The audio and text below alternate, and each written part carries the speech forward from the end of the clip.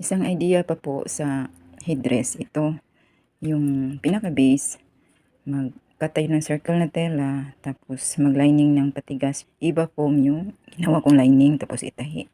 Tapos yung black na headband, lagyan na lang natin siya ng stones, idikit.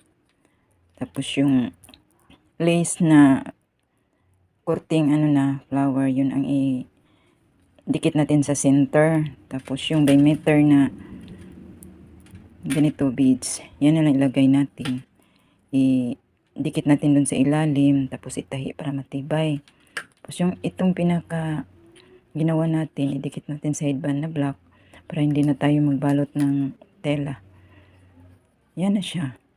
Tapos lagyan na lang natin ng additional na stones or beads. Yan, dinidikit ko lang yan lahat para mas madali siyang gawin. Hindi na complicated sa paggawa.